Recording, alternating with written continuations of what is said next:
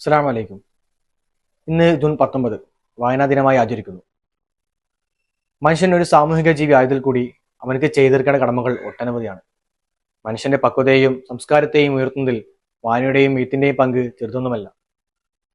Babylon സംസ്കാരത്തിൽ ജീവിച്ചിരുന്ന മനുഷ്യന്മാരുടെ സംസ്കാരത്തെ ഉയർത്തിയത് എഴുത്തും വായനയുമാണെങ്കിൽ അവിടെയും എഴുത്തിന്റെയും വായനയുടെയും പ്രാധാന്യം തിരിച്ചറിയാവുന്നതേ ഉള്ളൂ. വായിച്ചാലും വളരും, വായിച്ചില്ലേലും വളരുമെന്നുള്ള കുഞ്ഞുണ്ണി മാഷിന്റെ വാക്കുകൾ കടമെടുക്കുകയാണെങ്കിൽ പിന്നീട് പറയുന്നത് വായിച്ചാൽ വിളയും, വായിച്ചിൽ വളയുമെന്നാണ്. ഇന്ന് ഈ സമയത്ത് നിങ്ങൾക്ക് മുമ്പിൽ ചില സുഹൃത്തുക്കൾ അവർക്ക് വായിച്ചതിൽ വെച്ച് ഏറ്റവും ഇഷ്ടപ്പെട്ട ചില ഗ്രന്ഥങ്ങൾ പരിചയപ്പെടുത്തുകയാണ്. എല്ലാവർക്കും വീഡിയോയിലേക്ക് സ്വാഗതം. അസ്സലാമു അലൈക്കും വറഹ്മത്തുള്ളാഹി.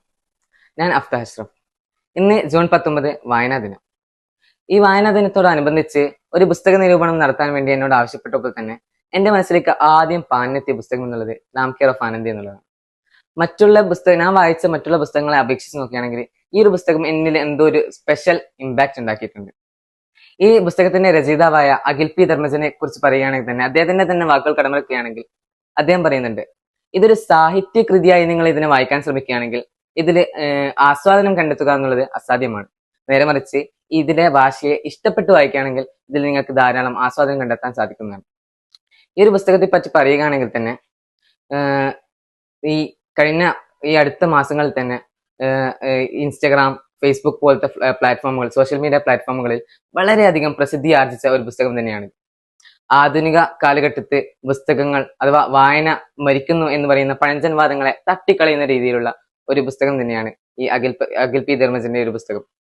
അദ്ദേഹത്തെ പറ്റി പറയുകയാണെങ്കിൽ അദ്ദേഹത്തിന്റെ ഈ ഒരു പുസ്തകം രചിക്കുന്നതിന് മുമ്പ് അദ്ദേഹം രചിച്ച ഓജോ ബോർഡ് എന്നൊരു പുസ്തകം ഉണ്ടായിരുന്നു.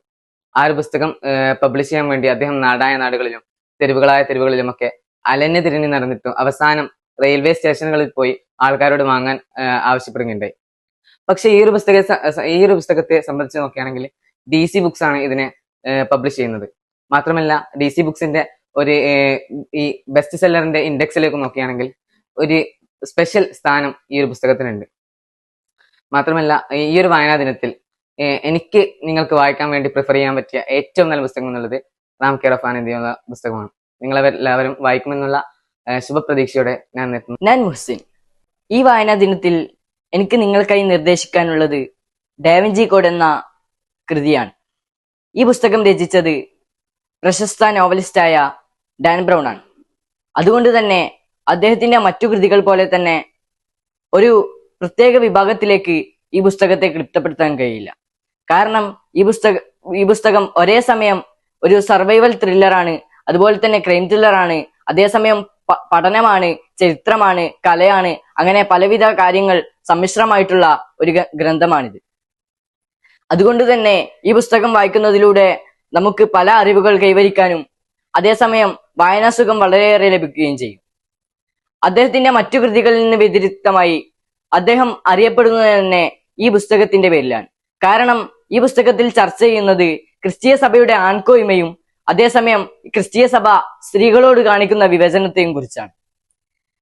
യേശുവിന്റെ പിന്തുടർച്ചക്കാരായി വരുന്ന കുടുംബത്തെ ക്രിസ്തീയ സഭ തന്നെ നേരിട്ട് മുൻകൈയെടുത്ത് ഇല്ലാതാക്കാൻ ശ്രമിക്കുന്ന കഥയാണ് ഈ പുസ്തകത്തിൽ പറയുന്നത്. അതുകൊണ്ട് തന്നെ ക്രിസ്തീയ സഭ ഈ പുസ്തകത്തെ നിരോധിക്കുകയും അതിലൂടെ ഈ പുസ്തകത്തിൽ എന്താണ് പറയുന്നത് എന്ന ആകാംക്ഷയോടുകൂടി വായനക്കാർ ഈ പുസ്തകത്തെ കയ്യിലെടുക്കുകയും അങ്ങനെ വളരെയേറെ ആരാധക വൃന്ദം സൃഷ്ടിക്കാൻ ഈ പുസ്തകത്തിന് കഴിഞ്ഞിട്ടുണ്ട്.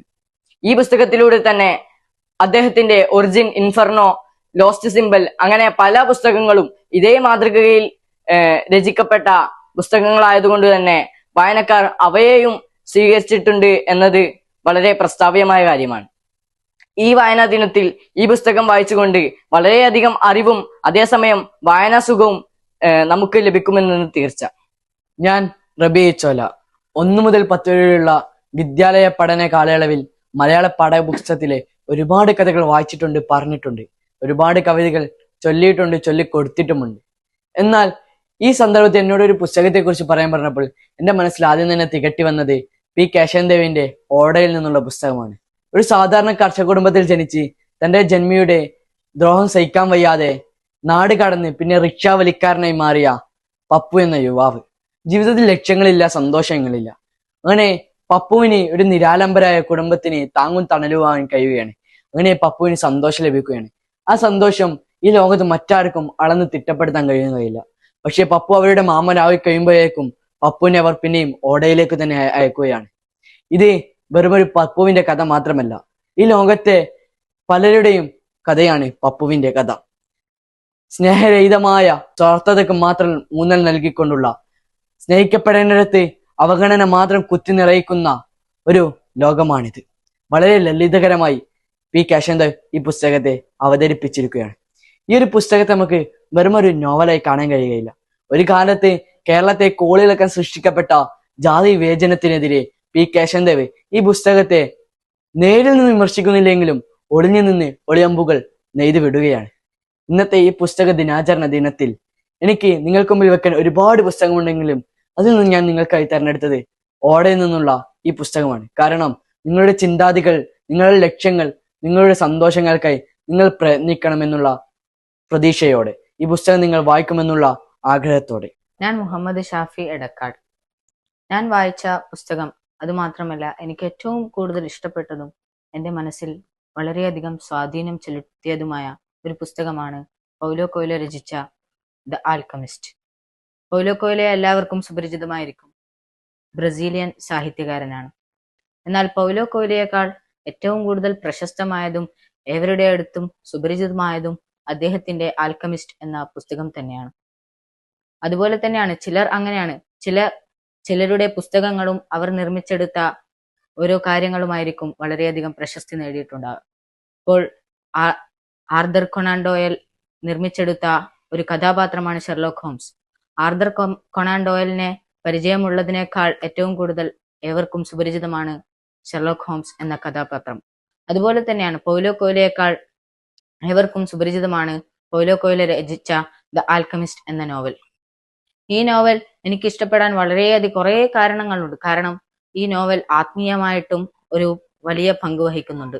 കാരണം മനസ്സ് ശുദ്ധീകരിക്കുന്നതിനെ കുറിച്ച് ചർച്ച ചെയ്യുന്നുണ്ട്.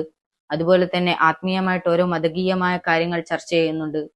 അതുപോലെ തന്നെ അതുമാത്രമല്ല, ഞാൻ ഇത് ഏറ്റവും കൂടുതൽ ഇഷ്ടപ്പെടാനുള്ള കാരണം നമ്മുടെ ലക്ഷ്യങ്ങളിൽ തടസ്സങ്ങൾ വരുമ്പോൾ അതിനെ വകഞ്ഞു മാറ്റാനും, അതുപോലെ തന്നെ നമ്മുടെ ലക്ഷ്യങ്ങളിൽ എപ്പോഴും ബോധവാനാവാനും, ഓരോ തടസ്സങ്ങൾക്ക് അതിൻ്റെതായ പ്രാധാന്യം മാത്രം നൽകിക്കൊണ്ട് അതിൽ കവിഞ്ഞ് ഒരു പ്രാധാന്യം നൽകാതെ നമ്മുടെ ലക്ഷ്യത്തിലേക്ക് എപ്പോഴും ശ്രദ്ധ കേന്ദ്രീകരിക്കുന്നതിൻ്റെയും ഒക്കെ പ്രചോദനമായിട്ടാണ് ഞാൻ ഈ പുസ്തകത്തെ കണക്കാക്കുന്നത്. അതുകൊണ്ട് തന്നെയാണ് എൻ്റെ മനസ്സിൽ ഈ ഒരു പുസ്തകം വളരെയധികം സ്വാധീനം നേടിയത്. അതുപോലെ തന്നെ ഈ ഒരു പുസ്തകത്തിൽ പറയുന്ന കഥ എന്താണെന്ന് വെച്ചാൽ സാന്റിയാഗോ എന്ന ഒരു ഇടയബാലനെ കുറിച്ചാണ്.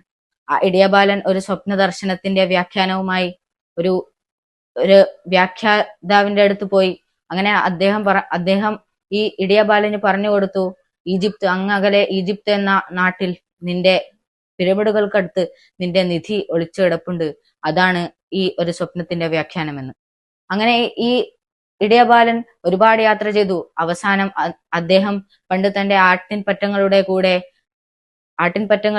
കൂടെ കഴിഞ്ഞിരുന്ന ആ ഒരു വീടിന്റെ മരത്തിന്റെ ചുവട്ടിൽ തന്നെയായിരുന്നു ആ ഒരു നിധി അദ്ദേഹത്തിനുണ്ടായിരുന്നത്. എന്നാൽ അദ്ദേഹം തന്നെ പറയുന്നു, ആ ഒരു യാത്ര അത്രയും യാത്ര ചെയ്തെങ്കിലും ഒരുപാട് അദ്ദേഹത്തിന് ഗുണങ്ങൾ ഉണ്ടായിട്ടുണ്ടെന്ന് അദ്ദേഹം തന്നെ പറയുന്നു. അതുപോലെ തന്നെയാണ് ഈ ഒരു പുസ്തകം എന്നുള്ളത് വളരെയധികം നമ്മുടെ ലക്ഷ്യത്തിന് പ്രാധാന്യം നൽകുന്നത് ഒന്നാണെന്ന് നമുക്കെല്ലാവർക്കും മനസ്സിലാക്കേണ്ടിട്ടുണ്ടാകും.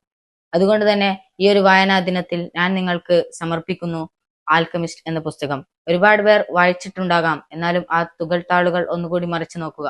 കാരണം നമുക്ക് അന്ന് വായിച്ച സമയത്ത് വിട്ടുപോയ ഒരുപാട് കാര്യങ്ങൾ ഇന്ന് വായിച്ചാൽ അത് വീണ്ടെടുക്കാൻ സാധിച്ചേക്കാം. ഞാൻ റനീഫ്. ഈ വായനാ ദിനത്തിൽ നിങ്ങളുമായി മലയാറ്റൂർ എന്ന് നാം എല്ലാവരും സ്നേഹത്തോടെ വിളിക്കുന്ന മലയാറ്റൂർ രാമകൃഷ്ണന്റെ യന്ത്രം എന്ന കൃതിയെക്കുറിച്ച് സംവദിക്കാൻ ഞാൻ ആഗ്രഹിക്കുന്നു. ആദ്യമായി മലയാറ്റൂർ രാമകൃഷ്ണനെ കുറിച്ച് പറയുകയാണെങ്കിൽ 1927 ജനിച്ച് 1997 അന്തരിച്ച ഇദ്ദേഹം ഒരു IAS ഓഫീസർ ആകുന്നു. കലക്ടർ, സബ് കലക്ടർ തുടങ്ങിയ പല സ്ഥാനങ്ങളിലും അദ്ദേഹം ജോലി നോക്കിയിട്ടുണ്ട്.